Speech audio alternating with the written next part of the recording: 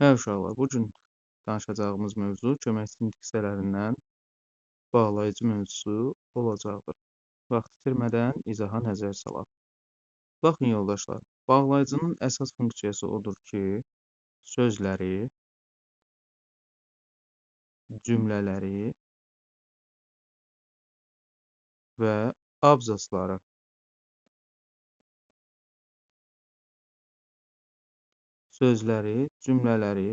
abzasları bir-birinə bağlayan köməkçi nitq səsi adlanır bağlayıcı. Yadınızdan çıxartın. İndi gəlin hər birisini nümunələr əsasında müəyyən edək ki, bu bağlayıcı sözü necə bağlayır, cümləni necə bağlayır. Məsələn, deyirəm ki, Əli, Əhməd məktəbə getdilər.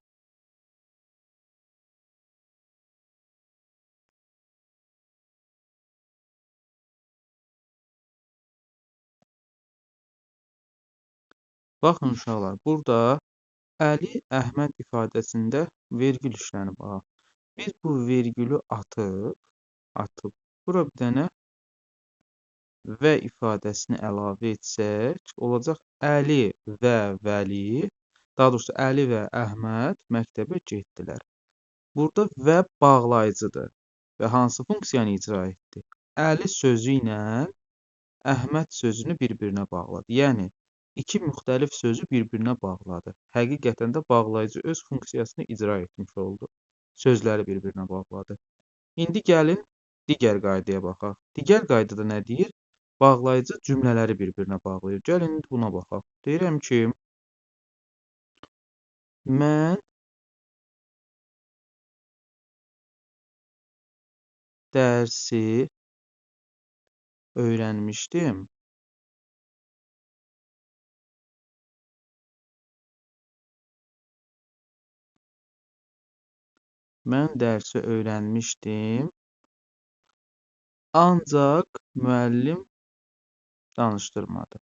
Ancaq müəllim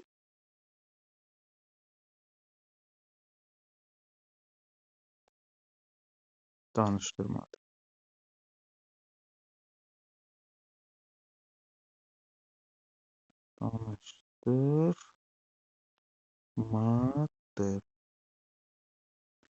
Buradakı gəlin bağlayıcını tapaq. Hansıdır bağlayıcı burada? Ancaq ifadəsi bağlayıcıdır. Ancaq ifadəsinin sağına da baxaq, soluna da baxaq. Daha doğrusu burası sağdır mən tərəfdən. Burada soldur. Sağı buradır, aşağı düşür. Baxın, sağında da bir cümlə var. Solunda da bir cümlə var. Görürsünüz? Deməli, bağlayıcının funksiyası burada nədir? Mən dərsi öyrənmişdim cümləsi ilə müəllim danışdırmadı cümləsini bir-birinə bağlayıb. Burada isə bağlayıcı cümlələri bir-birinə bağlayıb. Yadından çıxartma. Əlavə olaraq bağlayıcı abzası bir-birinə bağlayır dedikdə isə o deyilə cümlənin bağlanmağı nəzərdə tutulur. Çünki elə abzaslarda bir-birinə cümlələr şəklində bağlanır. Yadınızdan çıxartmayın. Ümumiyyətlə, bağlayıcının qaydasını biz tətbiq etmiş olduq ki, həqiqətən də bağlayıcılar sözləri və cümlələri bir-birinə bağlayan köməkçi nitq səsidir. Bağlayıcıların leksik mənası varmı? Xeyr, yoxdur. Leksik məna nə idi? Leksik məna dedikdə sözün rəngi, sözün vəzifəsi, biz onu nə üçün istifadə edirik? Məsələn, maşın sürəndə istifadə edirik, nə bilim, məsələn, kitabı oxuyanda istifadə edirik, maşını sürəndə istifadə edirik, nə bilim, xalçanı ayağımızın altı belə deyək də isti olsun deyə istifadə edirik. Yəni vəzifəsi var. Yəni nə üçün istifadə olunur? Bir növ vəzifə deməkdir. Leksik məna dedikdə bunlar nəzərdə tutulur. Bağlayıcıda bu xüsusiyyətlər varmı? Baxaq indi. Məsələn, deyirəm ki, və bağlayıcıdır. Biz vənin rəngini deyə bilərikmi? Deyə bilmərik. Deməli, leksik mənası yoxdur. Biz və-nin vəzifəsini deyə bilərik. Məsələn, və oxumaq üçün vasitədir, və nə bilim, geyinmək üçün bir vasitədir, və yazı yazmaq üçün vasitədir deyə bilərik? Xeyr, deyə bilmərik. Deməli, onun vəzifəsini də müəyyən etmək mümkün olmur. Deməli, həqiqətən də köməkçi nitqçələrin leksik mənası yoxdur fikri doğrudur. Leksik məna yazıram ki, boş çoxluq qoyuram. Yəni, leksik məna yoxdur. Bəs hansı mənası var bunların? Təbii ki, qrammatik mənaları var. Çünki köməkçi nitqçələrində leksik məna olmur, amma qrammatik məna olur. Bunun da qrammatik mənası var. Hardan bildim? Gəlin müəyyənləşdirək. Və-nin rəngini, vəzifəsini deyə bilmərik, amma onun belə deyək də, bağlayıcı olduğunu deyə bilərik də, düz deyil? Bağlayıcı olduğunu deyə bilərik. Deməli, bağlayıcı da nitq hissəsidir də. Nə olsun köməkçi nitq hissəsi olanda? Köməkçi nitq hissəsi də bir nitq hissəsidir. Nitq hissəsini müəyyən edə bilirik. Deməli, qrammatik mənası var. Leksik mənası olmasa da. Aydın oldu, yadınızdan çıxartmayın. Bir sıra sözlər var ki, dilimizdə həmin sözlər işlənmə yerindən asılı olaraq həm ədat kimi düşünülə bilər, həm də bağlayıcı kimi ola bilərlər. Məsələn,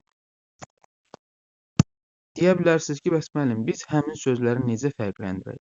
Hardan bilək ki, həmin sözlər bağlayıcıdır, yoxsa digər köməkçi nitq hissəsidir? İndi diqqətlə qulaq asın. Məsələn, onlardan biri ancaq sözüdür. Eşidirsən Gülbahar? Bəli, müəllim. Onlardan biri ancaq sözüdür. Əgər cümləmizdə ancaq ifadəsi varsa, bilin ki, o ya bağlayıcıdır, ya da ədatdır. Ya bağlayıcı, ya da ədat. Bəs mən necə müəyyənləşdirim ki, nə zaman ancaq ifadəsi bağlayıcı olur, nə zaman ədat olur? Diqqətlə qulaq as. Əgər cümləmdə işlənən ancaq ifadəsini mən amma ilə, amma ifadəsi ilə, lakin ifadəsi ilə, ancaq ifadəsi ilə əvəz edə bilirəmsə, amma, ancaq, lakin ifadəsini əvəz edə bilirsə, deməli bağlayıcıdır. Məsələn, nümunəsinə gəlin baxaq. Elə deyirəm ki,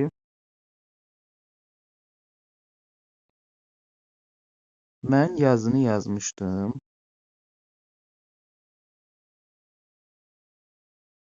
Yazını yazmışdım. Mən yazını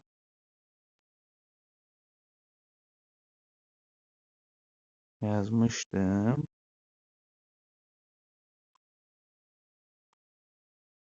Ancaq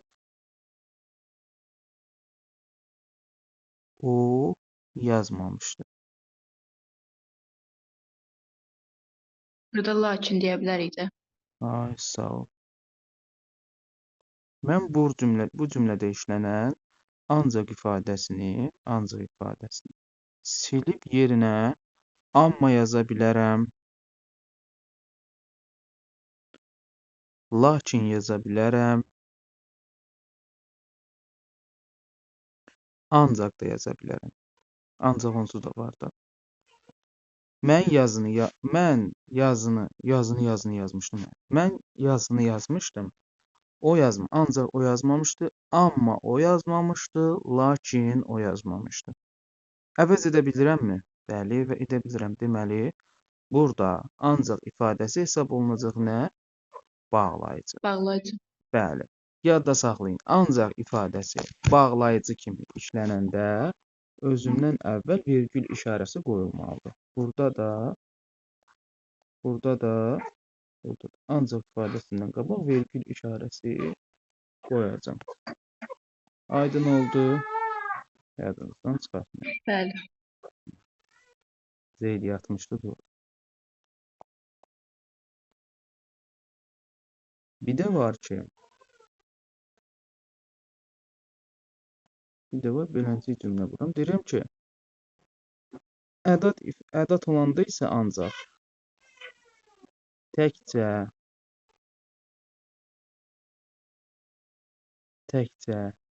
yalnız bircə ifadələri ilə əvəz olunur. Yalnız təkcə bircə ifadələri ilə əvəz olunur. Məsələn, belə bir nümunə işlədirəm ki, bu işdə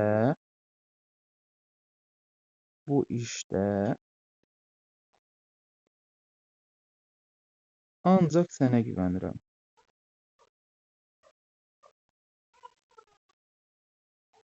Ancaq sənə güvənirəm.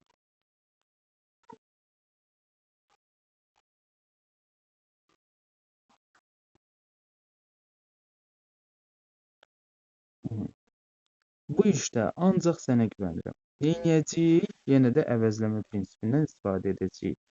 Ancağı silirik. Bu işdə ancaq sənə güvənirəm. Təkcə sənə güvənirəm. Yalnız sənə güvənirəm. Bircə sənə güvənirəm. Əvəz edə bilirəmmi? Bəli, əvəz edə bilirəm. Deməli, nədir burada? Ədatdır. İndi fikir verin, amma, ancaq, lakindən əvəz edə bilməyəcəm burada. Bu işdə ancaq sənə güvənirəm, amma sənə güvənirəm, lakin sənə güvənirəm, deyə bilmirəm. Düz deyil. Deməli, burada bağlayıcı funksiyasında deyil, amma təkcə sənə güvənirəm, yalnız sənə güvənirəm, bircə sənə güvənirəm, rahatlıqla deyə bilirəm. Deməli, ədat funksiyasını icra edir burada. Və ədat kimi işləndikdə ondan əvvəl vergül işarəsinin qoyulmağı düzgün hesab edilir. Əgər mən burada, bu cümlədə ancaqdan əvvəl vergül işarəsi qoysam, artıq cümləmdə durğu işarəsi səhvinə yol vermiş olacam. Aydın oldu, yadından çıxar. Sonra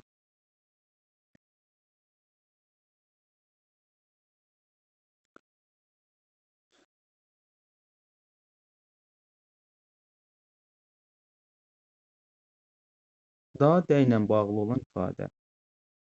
Da ifadəsi və də ifadəsi. Ümumiyyətlə, da və də 4 məqamda istifadə edə bilərik biz bunu. Birinci məqam odur ki, yerlik hal şəkilçisi kimi istifadə edə bilərik. Biz isimdə keçmişdik. Yerlik hal kimi istifadə edə bilərik. Daha sonra zərf düzəldən şəkilçi kimi istifadə edə bilərik. Zərf düzəldən.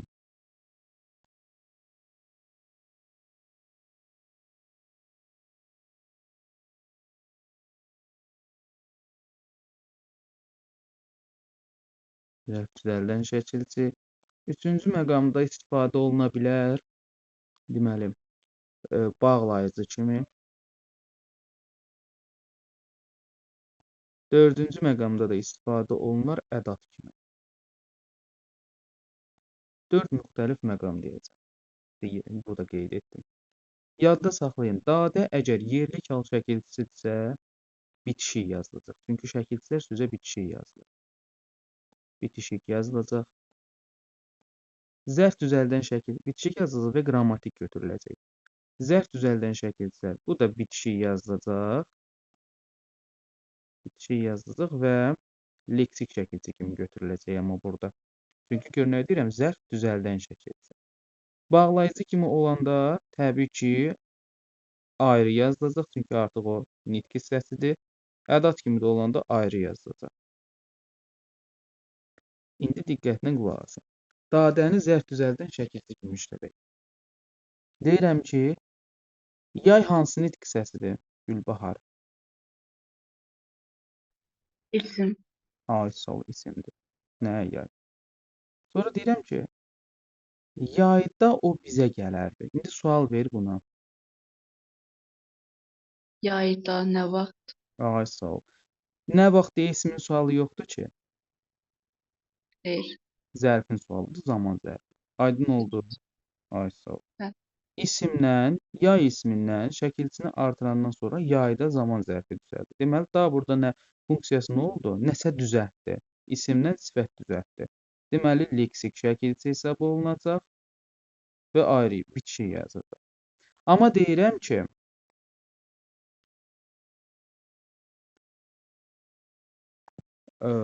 yayda məsələn da şəkilçisini qrammatik kimi işlədək.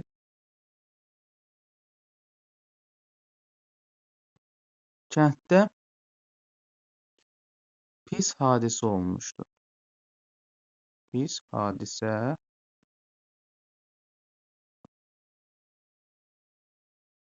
olmuşdu.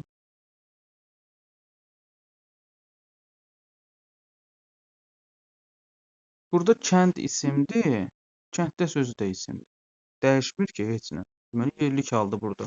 İndi biz əsas burada diqqət eləməliyik bağlayıcı və ədad funksiyasına.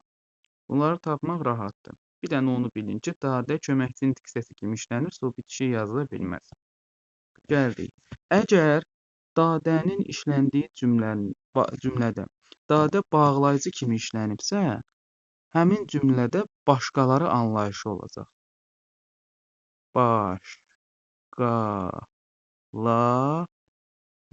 Başqaları anlayışı var. Başqa şeylər anlayışı var. Başqa kəslər anlayışı var. Yadınızdan çıxartmayın. İndi cümlədə işlədirəm onu mən. Məzmununa bir dənə cümlədə fikir ver, o saat tutacaqsan söhbət nədən gedir. Deyirəm ki, həyətdə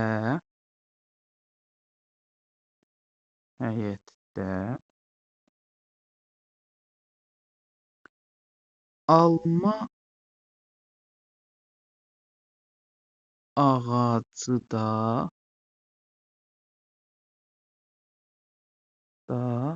əkdim.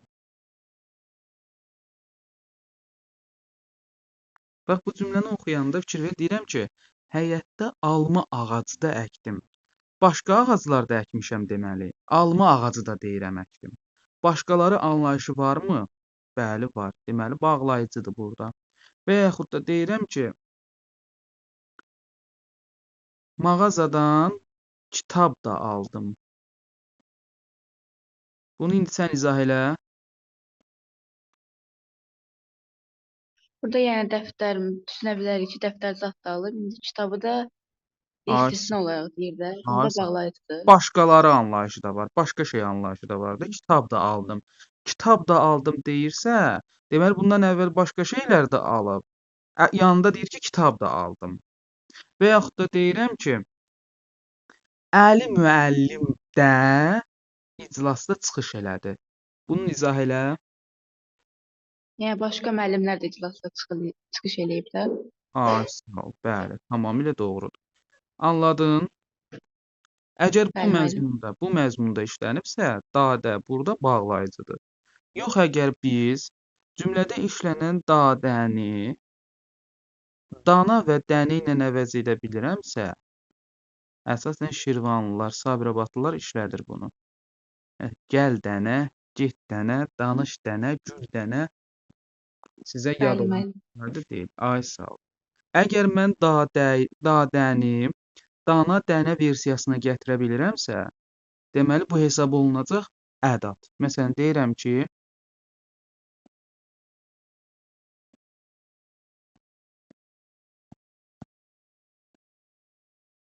gəl də, nə durmusan?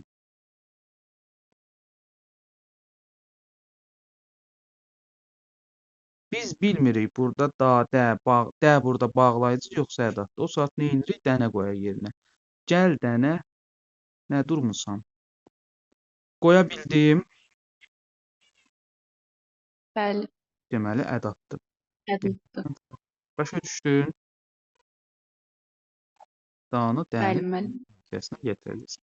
Bu da bizim oldu bağlayıcı versiyamız, ədad versiyamız. Başqa bir növbətiyə baxaq, növbəti hissəyə, başqa hissəyə baxaq.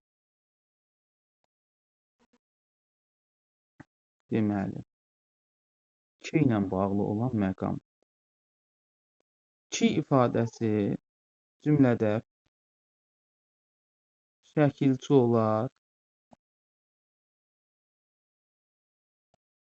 şəkilçi kimi işlənər. Ki cümlədə bağlayıcı kimi işlənər. Bir də ədat kimi işlənir. Şəkilçi kimi işlənəndə bitişəcək və o ancaq sifət kimi götürülməlidir. Daha doğrusu həm leksik şəkilçi kimi iştirak edə bilər, həm də qrammatik şəkilçi kimi iştirak edə bilər. Əgər bu formada olsa, məsələn deyirəm ki, səninki. Səninki.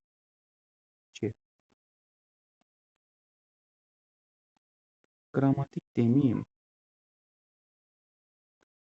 Həm belə deyək, ki ilə düzələn sözlər isim kimi götürülər, həm də sifət kimi götürülər. Əgər sözdə işlənən kidən əvvəl qrammatik şəkilçi varsa, məsələn, səninki sözündə sən sözün kökü, sənin, yəlik hal şəkilçisi, hal şəkilçiləri qrammatikdir. Kidə leksikdir. Gördün, leksik şəkilçidən əvvəl qrammatik şəkilçi gəlir. Deməli, burada isimdir ki. Ki burada isim yaradır. Amma mən desəm ki, sənki, sən sözün köküdür. Ki birbaşa kökə qoşulur. Düz deyil. Əvvəlində leksik şəkilçi yoxdur. Deməli, bu da sifət yaradır. Buradakı ki artıq sifət hesab olunur. Daha doğrusu sifət yaradan şəkilçi hesab olunur. Məsələn, dünənki, dünənki. Sözün kökü dünən, ki leksik şəkilçi. Aydın oldu. Yadınızdan çıxartmayın. Burada leksik şəkilçi kimi işləndi. Və sözə bitişik yazacaq normal olaraq. Ki bağlayıcı kimi işlənəndə deməli uzanır. Bağlayıcı kimi işlənən ifadə ki uzanır. Bağlayıcı kimi işlənən ifadə deməli özündən sonra vergül qoyulur. Məsələn, deyirəm ki müəllim dedi ki oxumaq lazım. Burada ki uzanır yoxsa yox? Uzanır, bağlayıcıdır. Bəli. Uzandığına görə bağlayıcı hesab olunacaq və vergül qoyulacaq özündən sonra qoymuşam. Yox əgər ki cümlədə uzanmırsa, ki cümlədə uzanmırsa və sonda gəlibsə, deməli ədat hesab olunur. Deyirəm ki, sən ki məni sən ki məni atmaz idin. Və oradakı işlənən ki var ha. Sən ki məni anlamırsan. Burada ki uzanır.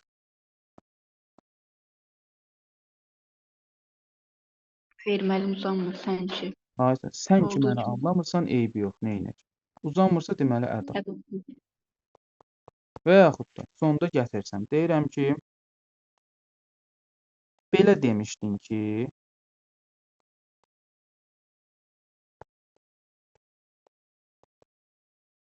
belə demişdin ki harda gəlib? Sonda gəlib də. Deməli, nə hesab olunur? Ədat hesab olunacaq. Başa düşdün? Bəli, müəllim. İndi bağlayıcı mövzusu bitdi. İndi gəl qoşmanın həm sual cavabı edək, həm də ki qoşma ilə bağlı danışaq. Yaxşı.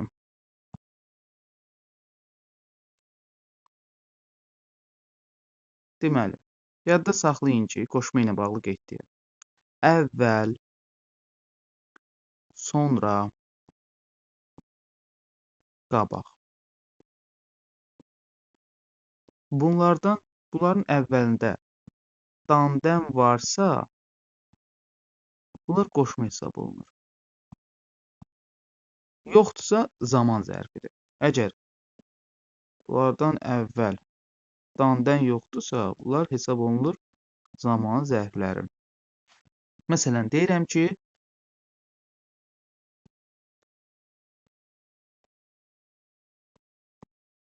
əvvəl sən gəl. Əvvəl sözü burada zaman zərfi olacaq, yoxsa qoşma olacaq?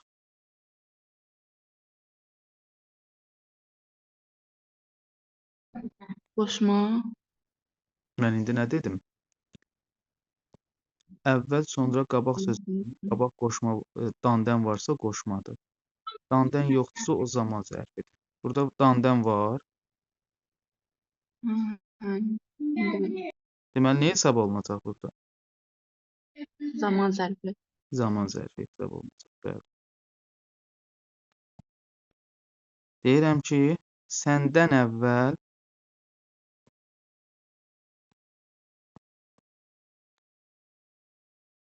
heç kim burada yox idi.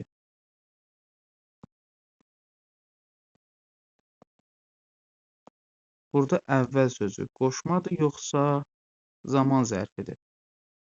Qoşmadır, özündən sonra dən şəkilçisi gəlib. Özündən əvvəl dən şəkilçisi gəlir. Əvvəl. Aha. Yaxşı. Deyirəm ki,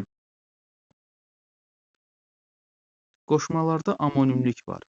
Yəni amonim deyiliş qaydası nədir? Deyişi yazısı və eyni mənaları müxtəlif olan sözlərdir. Deyirəm ki,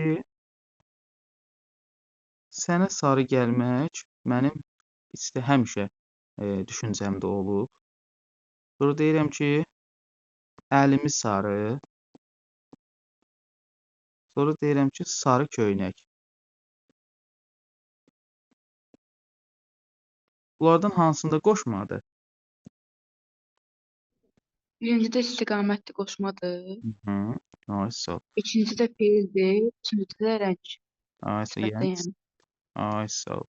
İkincidə feildir. Birincidə isə qoşmadır. Hə Allah.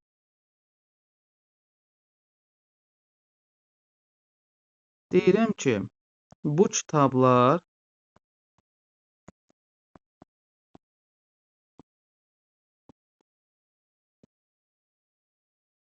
mənə məxsusdur.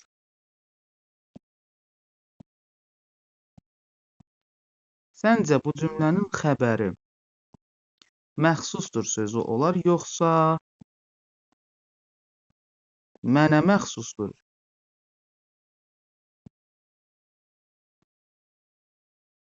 Mənə məxsusdur.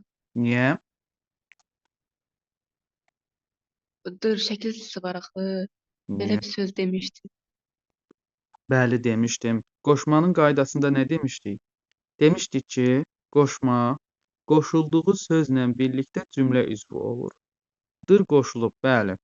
Dır qoşulubsa deməli xəbərdir. Amma necə xəbərdir? Qoşma deyə məxsus sözü aidlik bildirən qoşmadır. Qoşmanın da qaydasında nə demişdik? Qoşulduğu sözlə birlikdə cümlə üzvü olur. Məxsus sözü də mənə sözlə. Düz deyil. Deməli, mənə məxsusdur.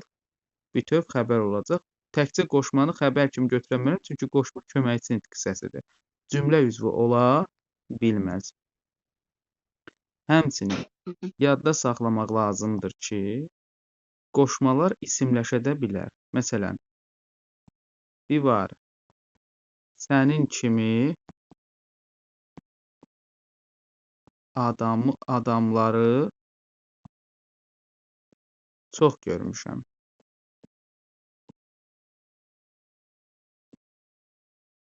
Sənin kimi adamları çox görmüşəm. Burada qoşma isimləşməyib. Çünki deyilən hansı, necə adamları, sənin kimi adamları. Qoşmanın isimləşdirmək o deməkdir, yəni qoşma orada ismin sualına cavab vermir. İsimləşmə bu deməkdir ki, başqa nitq hər hansı bir nitq hissəsi öz sualından imtina eləyir, ismin sualına cavab verir. Burada qoşma sənin kimi adamlar, necə adamlar, sifətin sualına cavab verir. Deməli, isimləşmə yoxdur burada. Bir şeyi isimləşdirmək üçün ondan sonra gələn ismi yoxa çıxartmalıyıq. Sənin kimi adamları ifadəsindəki adamlar sözü yoxa çıxır. Həmin o sildiyimiz belə deyək də isim ki var, həmin isimdəki şəkilçilər ondan əvvəlki sözə qoşulacaq. Sənin kimi. Lər. Sənin kimidir. Ay, sağ ol. Və qoşmadan sonra gələn ismin oradan silinməsi nəticəsində həmin ismin xüsusiyyətləri keçəcək ondan əvvəlki ifadəyə, yəni sənin kimi ifadəsinə və ifadə isimləşmiş hesab olunacaq. Buradan da bilirik bir şey ortaya çıxır ki, hər hansı bir nitq hissəsinin isimləşməsi üçün özündən sonra gələn isim yoxa çıxmalıdır. Yanında isim olmamalıdır ki, orada isimləşmə olsun. Sənin kimilərini çox görmüşəm. Kimi, sənin kimilər. Bax görürsən, bayaqları hansı sualına cavab verir, amma indi kimi sualına, yəni ismin sualına cavab verir. Deməli, isimləşmə var burada. Qoşma isimləşdi. Yadından çıxartma. Bu təbii ki, istisnai məqamdır. Bütün qoşmalara şamil eləmək düzgün deyil. Daha sonra təkhecalı qoşmalar sözə bitişik şəkildə yazılır. Tək, dək, can, cən, ca, cə. Bunlar cə qoşması bitişik yazılır sözə. Məsələn, sən tək. Görürsən, bitişik yazıldı. Sənədək. Bitişik yazıldı. Sənəcən. Bitişik yazıldı. Aydın oldu. Yazıldı. Dəvəcə. Bitişik yazıldı. Yadından. Demək, bunun funksiyası nədir? Təkhecalı qoşmalar sözə bitişik yazılır. Bəs bütün təkhecalı qoşmalar sözə bitişik yazılırmı? Belə bir sual ola bilər. Xeyr. Bütün təkhecalı sözlərə qoşmalara aid deyil bu. Bircə dənə xas qoşması var. Xas qoşması bu da təkhecalı qoşmadır. Hardan bildim təkhecalı? Çünki tək saiti var. Hecaların sayı saitlərə əsaslanır da. Bu təkhecalıdır çünki tək saitləri var bunların. Xas qoşması istisnadır. Xas qoşması təkhecalı olmasına baxmayaraq sözdən ayrı yazılacaq. Məsələn, bu olanların hamısı, bu xasiyyətlərin hamısı ona xasdır. Gördün? Ayrı yazıldı xas ifadəsi. Cümləmizin xəbəri nə olacaq burada? Ona xasdır ifadəsi. Çünki xas qoşmadır və müstəqil cümlə üzvü olmaz. Qoşulduğu sözlə birlikdə cümlə üzvü olur. Həmçinin yadda saxla ki, qoşmalar ismin adlıq, yəlik, yönlük və çıxışlıq hallarına qoşulur. Təsirliklə yerlik hala qoşula bilməzlər. Aydın oldu? Yaddan çıxartma.